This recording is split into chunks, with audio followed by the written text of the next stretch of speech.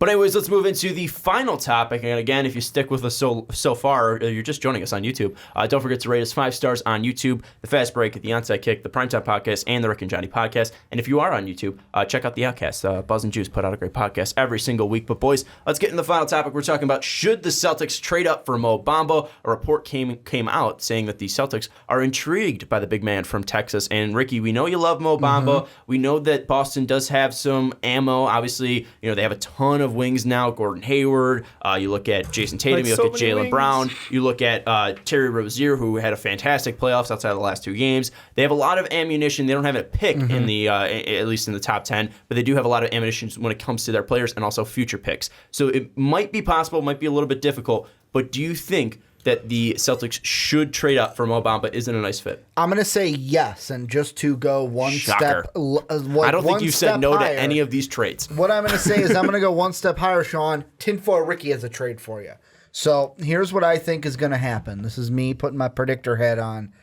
The Celtics are going to make a trade with the Hawks. So Suns make their pick, Kings make their pick. Neither of it's Mo Bamba. Celtics will get the 3rd overall pick, and they will ship out the 27th this year, the next year pick of either Philly or Sacramento, whichever pick is higher is who gets it.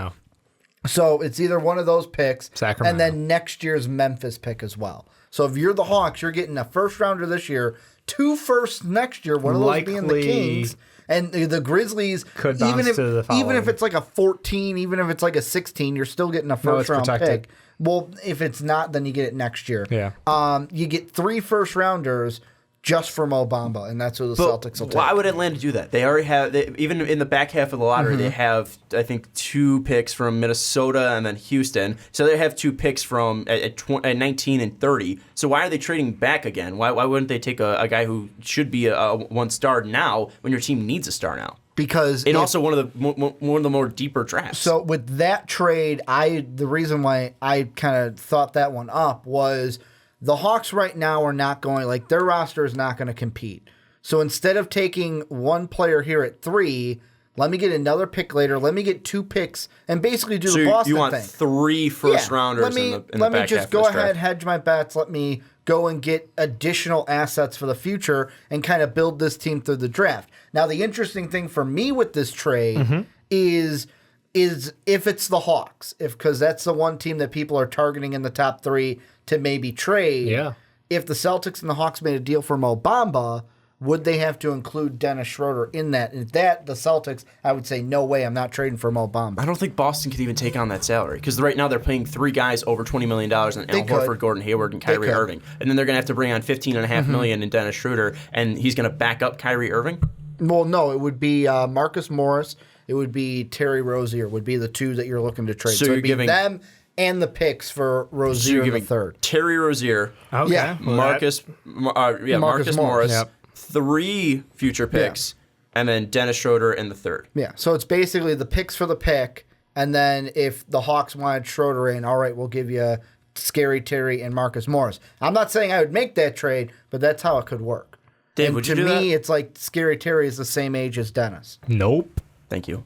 Why would you want to bring in Dennis Schroeder, who's getting paid more money than Terry Rozier? No, I'm just saying. I'm saying logically. Yeah. If we're throwing out trade ideas, let's think about this logically. Yeah. I don't think Atlanta would want to move from 3 all the way to 27. And yes, I know they have the 19, but also this is a team, a draft that is very deep from 1 to 8. And then really thin where you're taking projects, especially outside of the lottery. Why not would trade they move back then to try to trade back up? Why give up the 3rd pick when you just won it? You just won it in the lottery for a whole year. But you're not going to be in this position next year, even if you have multiple shots with the future picks you're getting. What they could do, and this is why with the Hawks, why I look at this, you can this year use some of those later picks, like maybe the 27th and the 30th, maybe to move back up. And then the big thing is you're getting future picks as well. Where are they using the 27th and 30th to move up? You can move up into the late teens, early 20s to try to snag a guy. 19. Again, if you're moving up that far, you're not getting a guy that's a franchise changer. If there's 2 guys there that they like, they can only take one of them. So they could. I'm saying they could move up if they wanted to to grab a guy. The big thing that's going to be the most enticing to any team that Boston goes to trade with is here. How many assets do you want? Boston can't even trade the 27th pick though, because they traded last year the third pick to move up to get the first. So they still can't get that pick because it still counts as trading your last year's pick. So they still can't get that pick. So then you get future picks? I mean, I don't see this working because I don't see why Atlanta would want this. Boston has assets is basically what I'm saying. They have assets for days. If I'm Boston, I'm trying to do whatever I can to try to get Mo Bamba because one of the biggest things... Why does Mo Bamba fit for them then? The big thing for me... What's the biggest thing that Mo Bamba's going to bring to the Celtics team?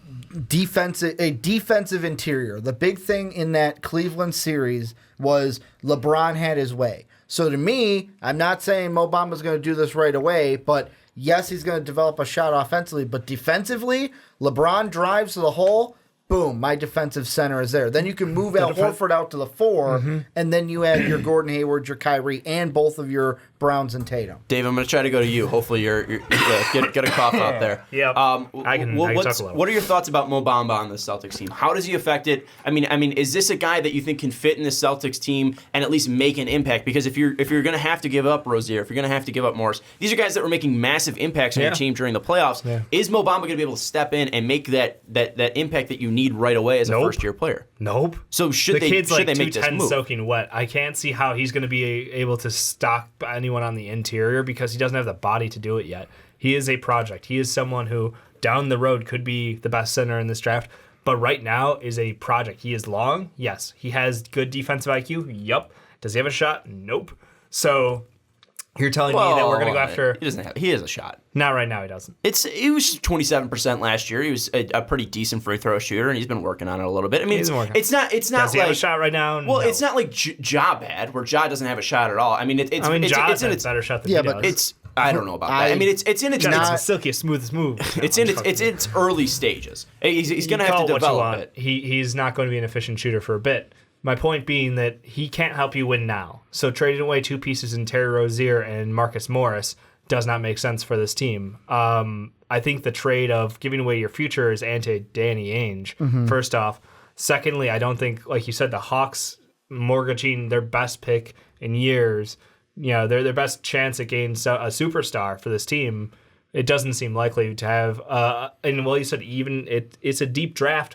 It's still not worth going back and then trying to manage your way back up. The only way it could work is a three-way trade to get somewhere in the middle and still stay competitive. Well, we saw Danny make a move, obviously, last year for Kyrie, but we didn't see him move up and get a prospect. Yes, they got the Jason Tatum and Markelle flip, but again, that was 1 to 3. It wasn't a massive trade. I mean, again, they gave a future same rough talent pool. Yeah, again, they're sticking the same talent pool. They were just making sure they were getting the guy right they wanted, and also they picked up a pick. So I think that's the biggest thing with Ainge. We haven't seen him move up and take a gamble on a guy. We've seen him move down, at least take a player. So I feel like this is out of Danny Ainge's, at least, idea of doing it. That's why it's not will, it should. Yeah. So, at least, Dave, if they do trade up, let's say they have this ammo in Marcus Morris and in Terry Rozier, and even Brown, Gordon Hayward, some even throwing out Kyrie, but that's ridiculous. Obviously the future picks. If they are trading up, what player do you think best fits this Boston team, not only to help them this year, but also along in the future, because this is a very young team? Yeah, I mean, it's a weird situation because right now they feel like if you come in with a healthy team, they're championship ready. They feel like they could walk into a series and have a fighting chance against the Warriors. They should have every right to believe that after what everyone saw this year. Imagine Kyrie Irving's offense and Gordon Hayward able to run the court. I mean, that team would be so deep. And yes, their problem is still defense interior, but I'm not so worried about it that I'm going to go out and shell out for someone who is a project. There's no one right now at the top of that draft who I think could be a game changer in year one like Jason Tatum was for them this year. I think that the only guy who stands an outside chance is Jaren Jackson because of how NBA ready he is. And I don't even know that I would sacrifice, multiple years of picks to go up and get him at 3, 4, 5 range. See, but that's the thing. Like with this team, with where they are, and it kind of almost, in a way, reminds me of what I saw with my own team in the MLB, the Cubs, where we expected to win the World Series, but then boom, the year happens where we go and play the Mets. It's like, oh, maybe this is accelerated a little bit. I was watching Boston this year without Kyrie, without Gordon Hayward, and I'm like, these young players are accelerating the timeline to where we are getting to where you said they come in healthy and they're favorites. I think they're almost Eastern to win the Conference East. favorites already. Like for next year, if and that's LeBron even James isn't on a team. If stay or go at Cleveland. But I mean, the thing that I would do if I'm the Celtics is the Marcus Morris, the Scary Terry trade, I would even not do that. I wouldn't move any players. But if I can take these picks to where, really, if I'm Boston, I'm not looking to develop a ton of players. At this point, I want to win now. So even if it's not next year for sure, if it's the year after or year 3, I will take these assets that I've kind of stockpiled and find some way to move up to get a guy like Mo Bamba at 3 or at 2 or at 4 or wherever you get him higher up than whatever player I'm going to get at 27. Mo? Why Mo? Why does Mo fit this Celtics team? Because for me, I feel like he is, to me, I've said it since the beginning, since like a little bit through of, like I feel past like month. I feel like 2 to 3 years in, we're going to be seeing and saying he's the best center of this draft. And the thing also that you got to think from maybe a Celtic perspective is who, when he's working on his shot now, who's he working with?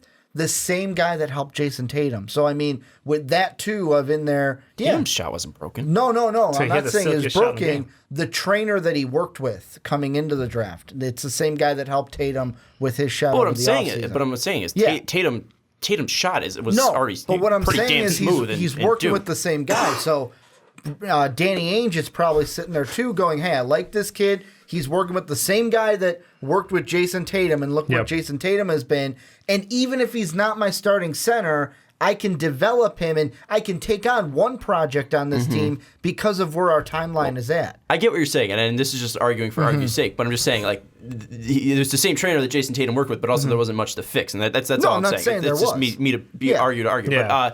But what I do want to come to it is it's kind of the idea of you're a kid in a candy stop, and you're let's say Elon Musk's kid. Yes, you can buy the whole candy store, but also you need to have some restraint. And yes, you might like a guy. You might like a Mo Bamba. You might like a Jaren Jackson Jr., like you mentioned. You might like a DeAndre Ayton. But also, what's going to best help your team this year? And yes, maybe, again, DeAndre Ayton, Mo Bamba, Jaren Jackson can help you in the future. But again, you're talking about a team, and like the Cubs, that now has had their timeline accelerate to next year, where next year you should be in the NBA Finals. Maybe not win it, but at least be in the NBA Finals. And that's the expectation now for the team. And what did the Cubs do that year? All they did was pretty much plain and simple. They just got rid of Dexter Fowler and brought in Jason Hayward. I mean, there wasn't massive moves. They didn't change much. Didn't they get a closer?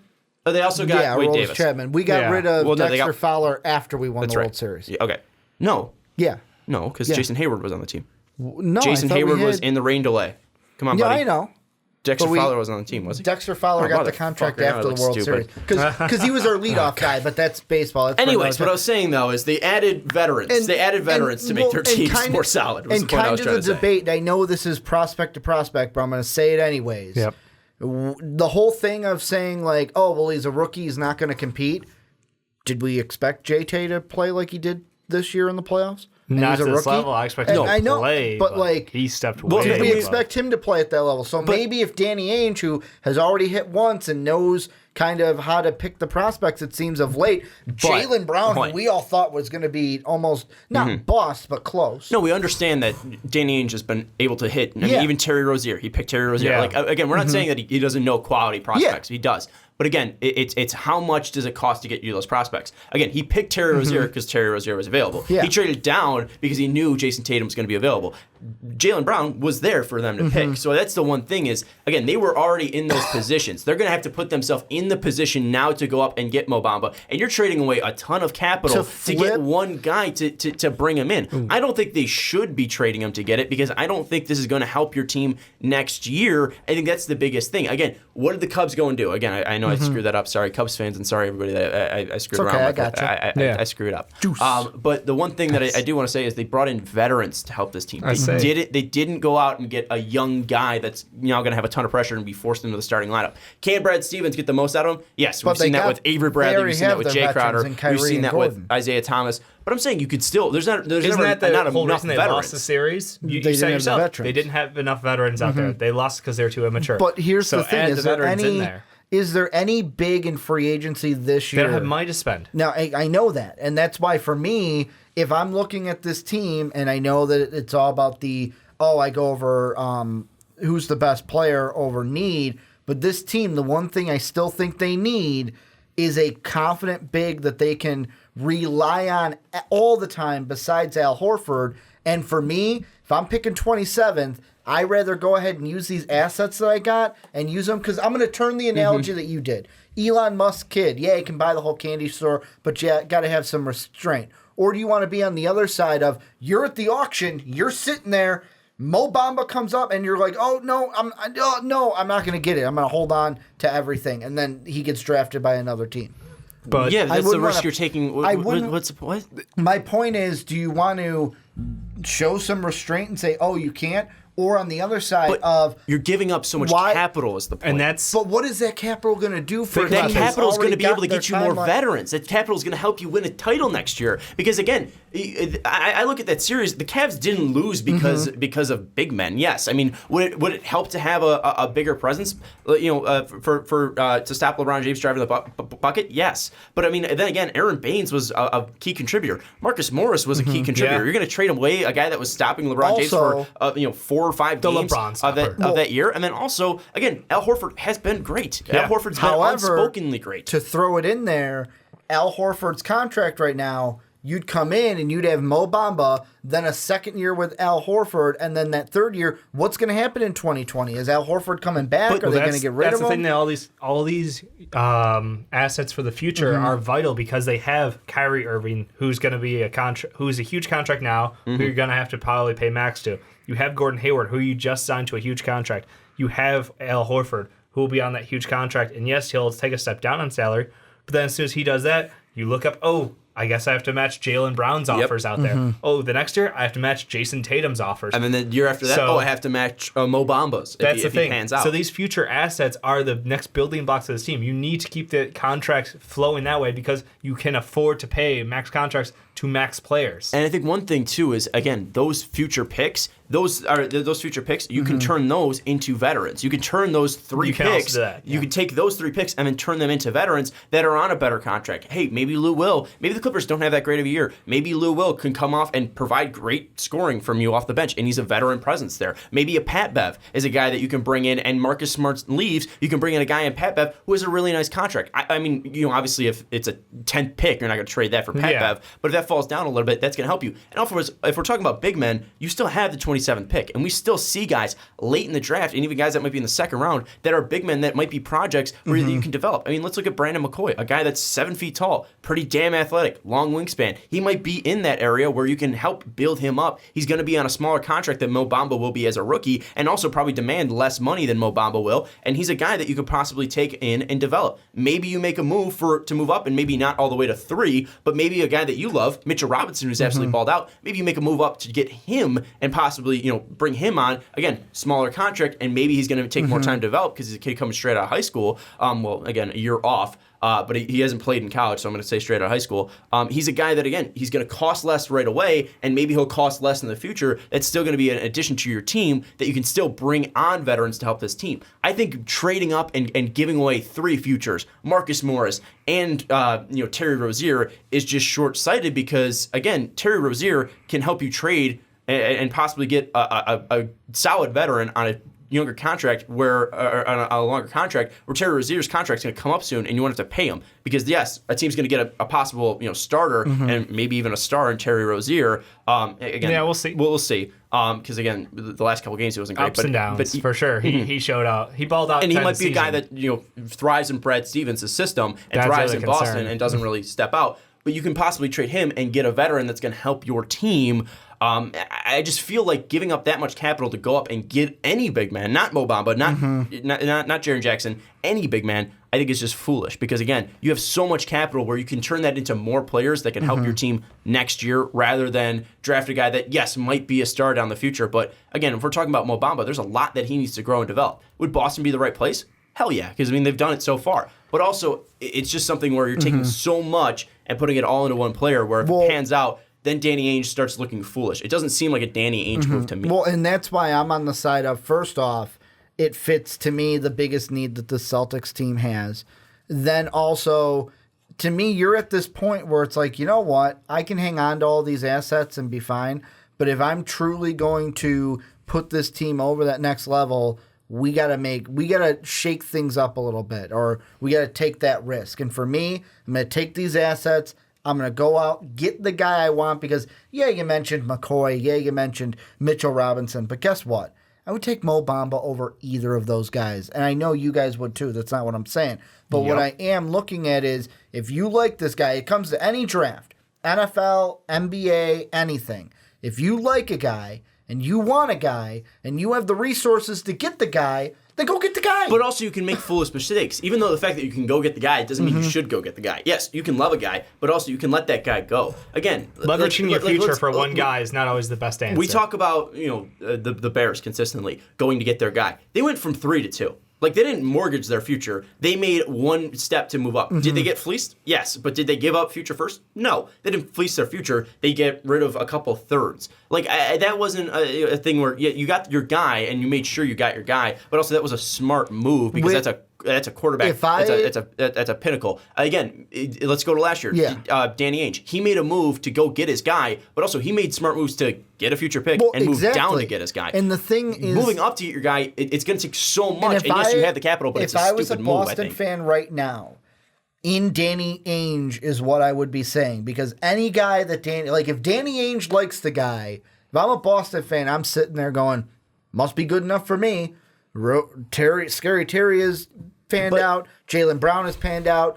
Jason Tatum. Yes, there's one where, it could be a bust. But to be honest, I am looking at it with confidence for me and Danny Ainge. If Danny Ainge likes him, you have the ammo to do it. Why not go do it? I'm not doubting the fact that, again, Danny Ainge doesn't know how to pick him. He's shown and has a track record that he does. But I'm saying that he's also shown the track record that he knows how to make smart moves. And also, Danny Ainge showed the track record to get Kyrie Irving, who was already injured. Kyrie injured, who, again, already had this diagnosis and was, it was made known that he was going to need to get the surgery at some point. It's not major, but he was known to need to get the surgery, and he brought in Gordon Hayward, which again, it shows just the crazy possibilities of any injuries happening. First game, goes down and snaps his ankle in half. I mean, that could happen to a Mo Bamba, especially with how thin he is. We don't know what can happen with these prospects. Yes, he might be picking the right guy, but something wrong might go wrong with Mo Bamba. He seems like a great kid. He seems like a kid with his head on his shoulders, but again, we don't know what can happen, where with these 3 other picks, you can control what can happen. And yes, maybe you bring in a veteran that's just not going to live up. He's past his prime, and he's old and broken down. Yeah, we're not saying he's going to get injured. Tyson Chandler, but... Yeah. But you could possibly trade for a guy and he can get injured as well. But I think the biggest thing is you're taking more shots, you're taking more opportunities. Where if you have those 3 picks, you can turn that into 3 players. Where you're taking 3 picks, 2 players to get 1 guy. I think that's just a short-sighted move. Well, and even though if you have the long picture in frame that Mo Bamba's going to be a guy on our team for the next 15 years or 20, 10 years, whatever, it's still short-sighted in the fact that he's going to help us right now. Well, a guy with his length, a guy with his defensive ability, and because they have the assets.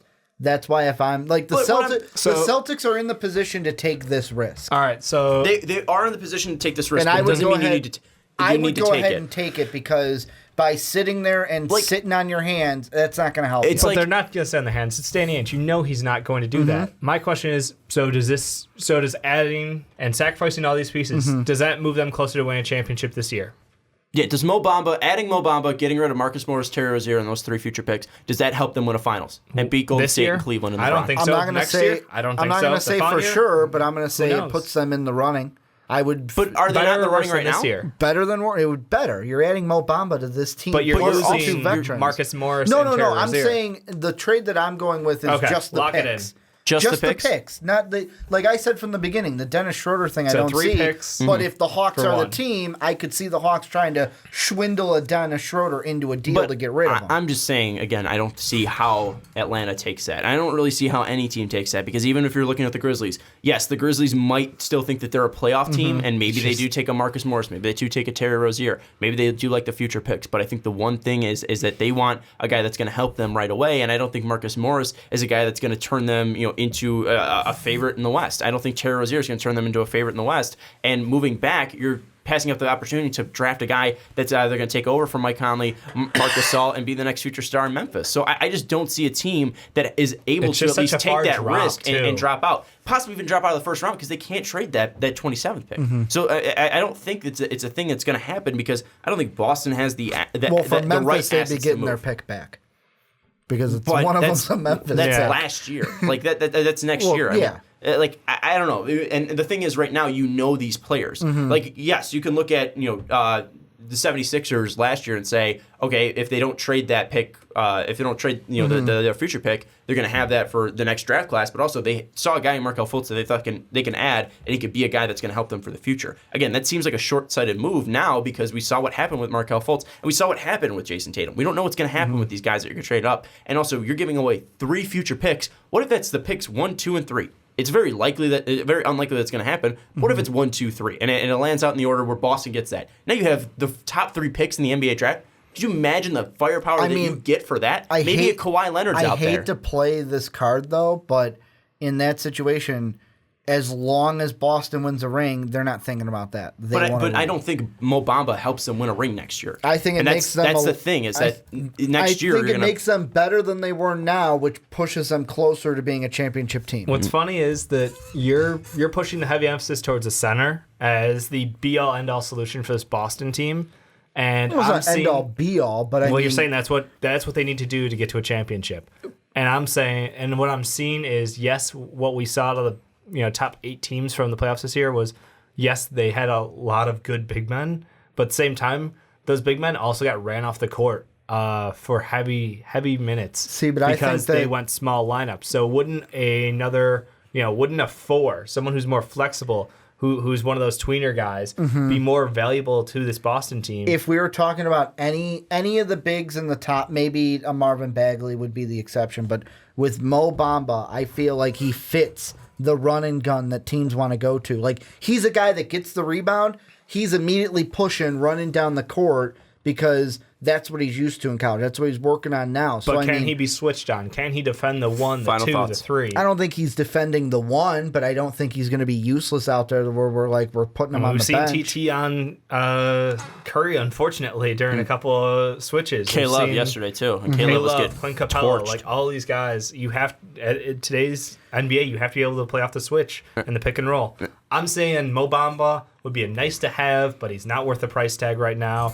Trying to get a deal done is going to be too hard for Danny Ainge. We're going to hear a lot of rumors, a lot of crazy requests, but it's not going to get done. And you're saying they should. I'm saying they should. Go ahead. Pull the trigger. I'm saying that it's not going to happen. I don't think they should do it. Again, even though that you have the ability to, doesn't mean you should. Anyways, that's going to do it for the Fast Break Podcast. Let us know your thoughts on Mo Bamba to the Celtics, or any of the other topics, whether it's the Cavs possibly pulling off the upset against Golden State, Brian Colangelo possibly getting fired for the 76ers, your wet boy of the week, or obviously the Mo Bamba talk. Don't forget to check out mostvaluablepodcast.com if you want MVP merch. Also, check out the Luka Doncic article that I wrote if you feel so kindly to do so. Also, don't forget to subscribe if you're watching on YouTube, and if you're listening on iTunes, don't forget to rate us 5 stars, both. Not the both. God damn it. Fast Break, the Outside Kick, the Prep Time Podcast, the Ricky Johnny Podcast. If you're on YouTube, check out the Outcast. And finally, also check out patreon.com/mostvaluablepodcast if you want to help support us and keep the lights on. But for Dave Oster, Ricky Widmer, I'm Sean Anderson.